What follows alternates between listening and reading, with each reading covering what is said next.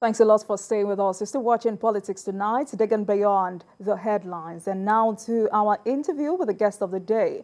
I am joined by a lawyer and political analyst, Cletus Obun, for discussion on the APC and Inclusion Challenge. Thank you so much for joining us, sir. Thank you for having me. Some little correction. I am not a lawyer. I am a scholar.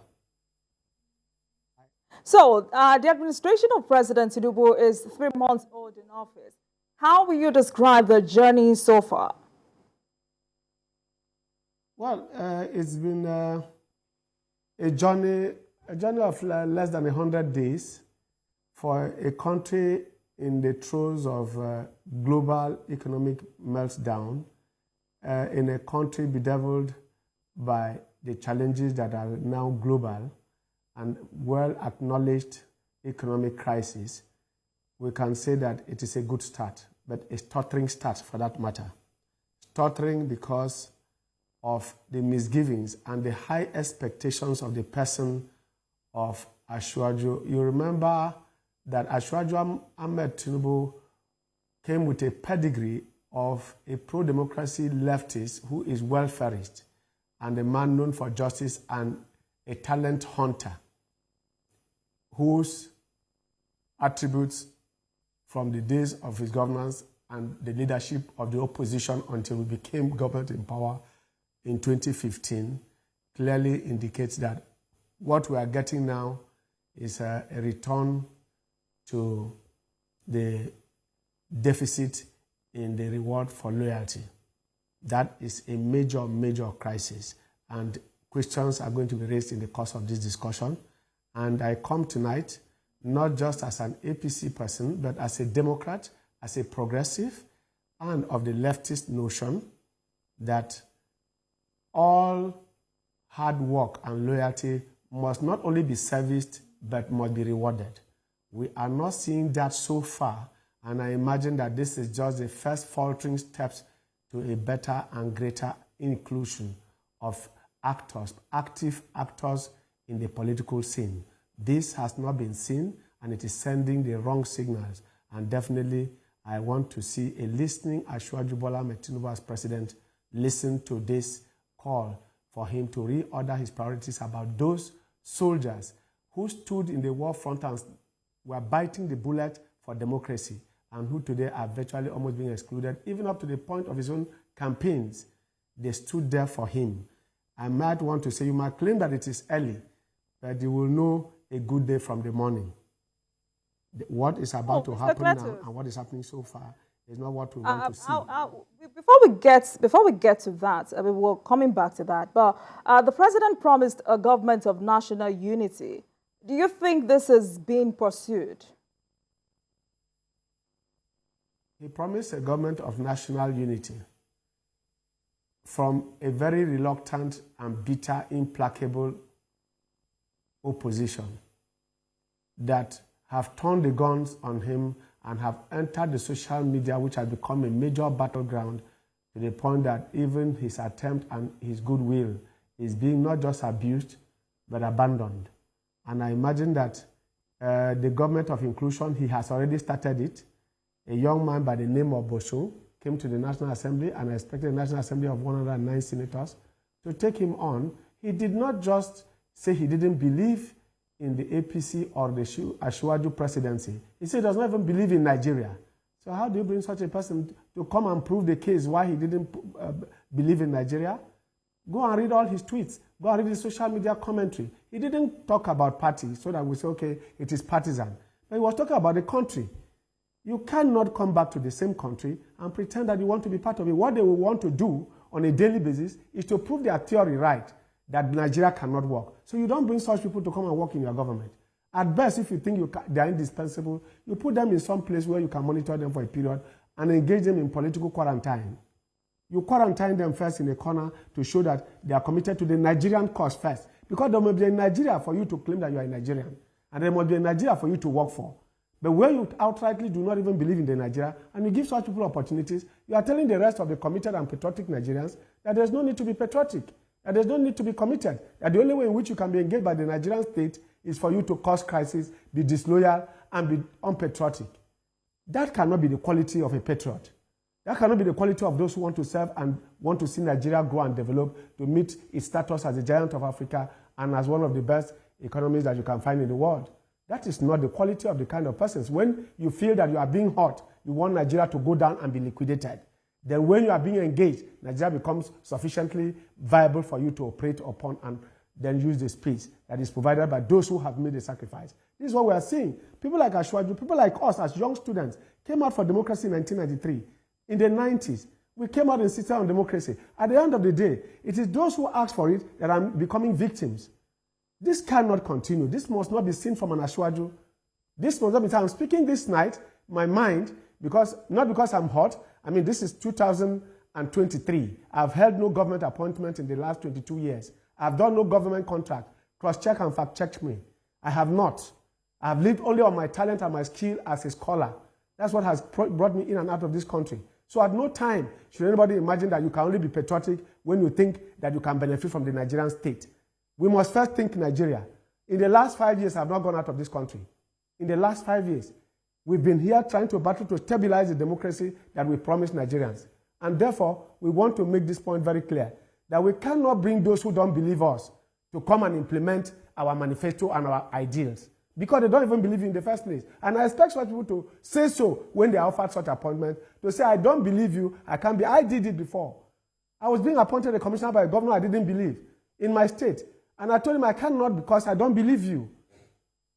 And I cannot now see anybody coming to tell us that Ashwaju cannot rule, Ashwaju is not fit, and then suddenly Ashwaju gives you an offer, and then you collect it and say that you are not going to work. You're only going to prove that Ashwaju is not correct, Ashwaju cannot do it. That's all you are going to come to do. So I don't believe, and I don't want to accept that loyalty should be rewarded by negligence. It should not be rewarded with negligence. And those who have been reluctant to work with you, political isolation cannot cure political apathy. Those who already do not believe in democracy are being encouraged not to say there is no reward in it. There is nothing to get from it. And when we say reward, we are saying we believe that this cause can be pursued, that the manifesto of APC can be used to improve and develop Nigeria and make Nigeria a better place and make Nigerians happy as we have promised. The People First agenda, the renewed hope. If there is renewed hope, then those who believe in it should be made to come and implement the manifesto of the party and the ideas of the president, who has been in the forefront of trying to pursue the manifesto of APC, and then the progressives in this country, who have fought all through the years, and for the first time in the history of the largest black nation on earth, took away a sitting government, and have proceeded to do that for 8 years, and we are now going to our, for our 24th year. We've done that for 8 years, we're now going for the next 16 years. And yet, we cannot be seen to drop those who fought and believe in this fight, in the struggle for a better Nigeria, under an ideology that is progressive. I know many people will tell you that Nigeria has no political ideology. It is not true. We have an ideology. A man like Ashwaju Bola Ahmed Tinubu, a man like Buhari, told you that he didn't believe in communism, but that when he believed only in communism, but that when Russia fell, USSR collapsed, that he now believes that there is democracy, and came out to contest the election in spite of himself and despite the conditions at that time. So, if by 2023 we are sitting here, I will please demand and request that Ashwaju Bola Ahmed Tinubu and the spin doctors, those who are around him, should not make the rest of us start regretting that we fought this fight for others to come and take it. It is not correct. And I'm saying this because I can name names of people. Mr. Cletus, you've raised some very valid points. Kindly hold on. You've raised some very valid points. But then, let's quickly talk about the president's cabinet. 45 ministers have been sworn in with different portfolios. How will you describe the composition of the cabinet of the president? It is a mixed bag of the good, the bad, and the ugly. It is a mixed bag of the good, the bad, and the ugly. While it is good to reward political allies, it should not be done at the altar of national ideals. That is to say, the best hands must be brought. You can't reward them by patronizing them with contracts where they are competent. There are different areas in which you can also make them work in areas of their competence and the area of their expertise. They need not be in the cabinet of the president. A presidential cabinet member should be able to add value to whatever he is brought to do. Once that is lacking, you have no business there.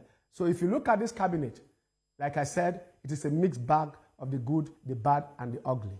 You can look up and see some of these people who have come here. Look at the Minister of Education, for example, Professor Tahir. Look at the young minister from Cross River State, Betta Edu. Her youthful exuberance notwithstanding, you can see that she has the pedigree. Cletus, Mr. Cletus, in the course of this conversation, Mr. Cletus, in the course of this conversation, I would kindly urge you not to mention names. Please, let's stay on course. You can go ahead. Say that some of the people, I agree with you, that I've been trying to avoid that. But let me say that in the cabinet, you have a mixed bag of the good, the bad, and the ugly. The reason being that some of the people, I have named one of them, but you say I shouldn't name, but some of those people who told us, I don't know, I'm a Catholic Christian, so we name names. When Prophet Nathan met with David, he called him and said, the man did this, and when the man said, David said, that man deserves that. He said, you are the man. He didn't say some people did this. He said, you are the man. You, the King David, you are the man. So I don't know how sometimes to play this. But because you call it politics, it is not chemistry, so we must have to play it the way that it is deserving. But I can tell you that some of the people in that cabinet have no business in that cabinet.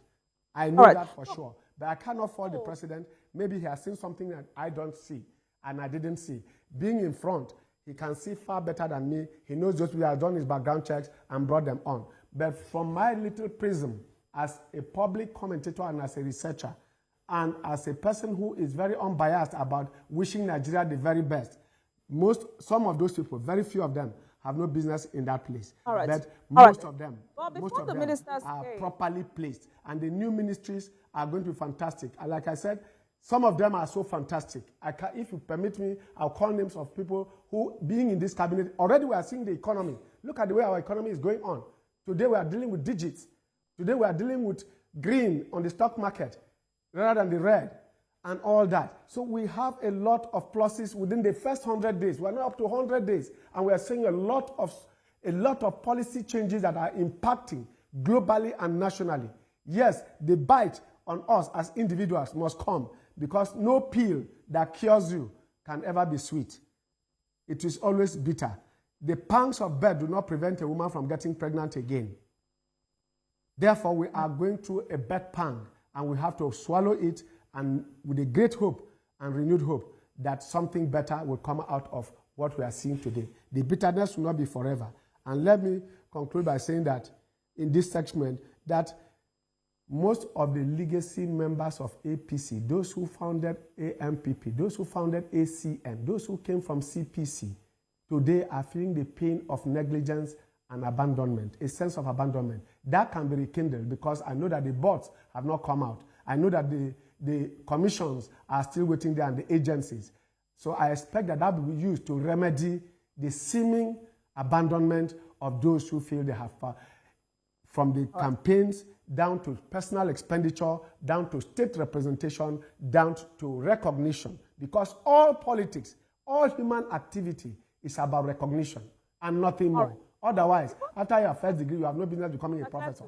But for recognition's sake, after winning the first election, before the ministers came, we had the service chiefs. How do you see the composition? And do you think the present crop of service chiefs have all it takes to defeat banditry and terrorism in the country? I think that was one of the first signals from Ashwaju that he has come here to cure the suspicion, the mutual suspicion of ethnic and religious biases. The balance in the service chiefs was one of the master strokes that he ever gave signals, and that's what calmed down nerves. We had a 7-man service chief structure. Of that number, about 4 or 5 of them were Christians. That calmed the nerves of those who felt that there was going a Muslim ticket of APC was coming to make it impossible for a Christian to survive in Nigeria. Look at even their locations, the 6 geopolitical zones, apart from the North Central.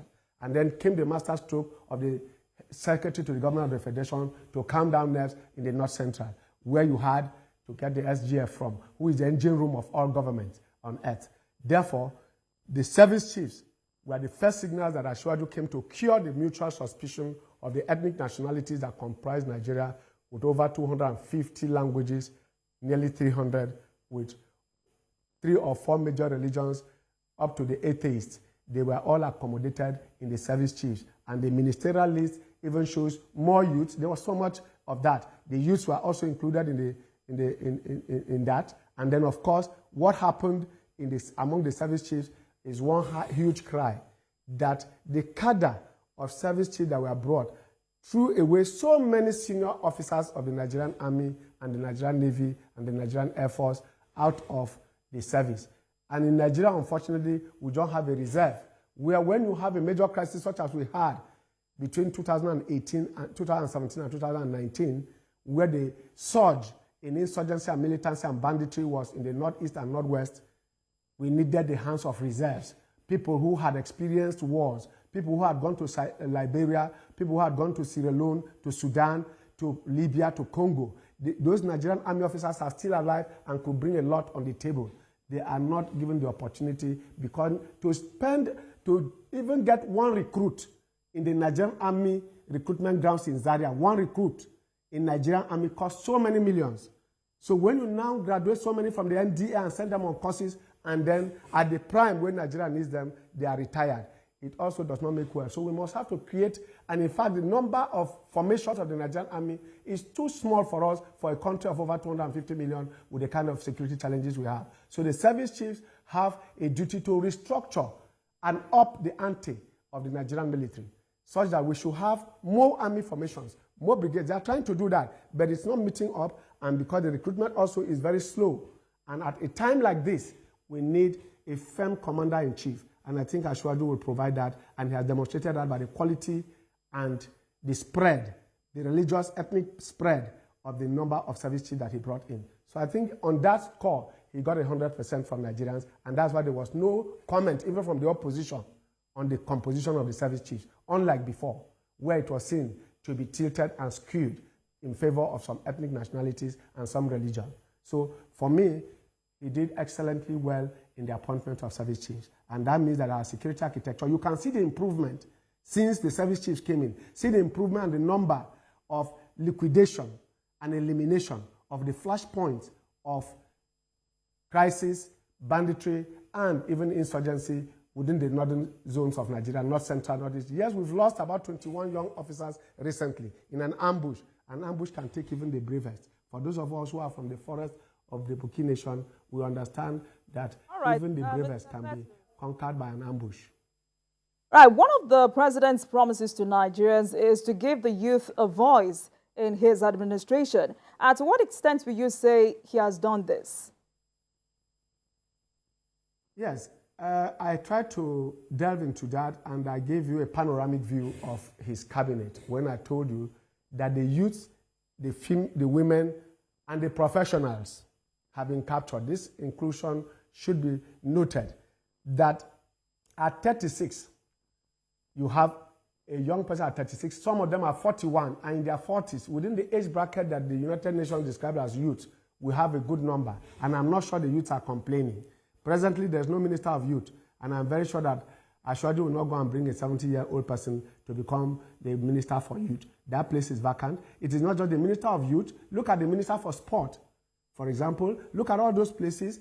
Those places are square pegs in square holes, but a few of them, like I said, are going to be a big distraction. And like I know him, he's not going to just hire. He also has the penchant for firing without looking at it. Look at him in Lagos. You will see that, including his own deputies, he didn't spare them when he felt that they were no longer following and that they were no longer cooperating and they were not going to be useful in the journey to the progress of Lagos. He was not afraid of dropping them. So any minister who thinks that we are going to have permanent ministers like we had in the last regime, where ministers were grossly misconducting themselves and grossly underperforming, and they were still kept in office, even service chiefs, it took a national outcry, even from party members of APC, for them to be replaced, then clearly anybody who is in this government should know that it will not require 4 months. It will not require a time lag to take him out. So the composition presently, the youths, the women, and the professionals, these are the categories of inclusion.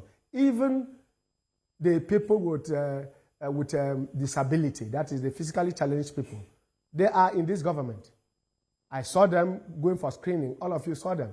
So you can then understand that Ashwaju has clearly fulfilled that part of it. But like I said, I disagree with those who held this country in contempt and have shown that they don't believe in this country. That is a quality that must prevail over any qualification. Your patriotism must be undiluted, must be 100% loyalty to country. Your oath of allegiance, your oath of office, all speak about your allegiance to Nigeria. And where you have demonstrated in the past, in writing, documentary evidence that you don't believe in the country called Nigeria, you have no business serving in any aspect of our national life. And that is where I disagree with those who have asked to go and sin no more. Because a leopard will not change his spots because there is heavy rain.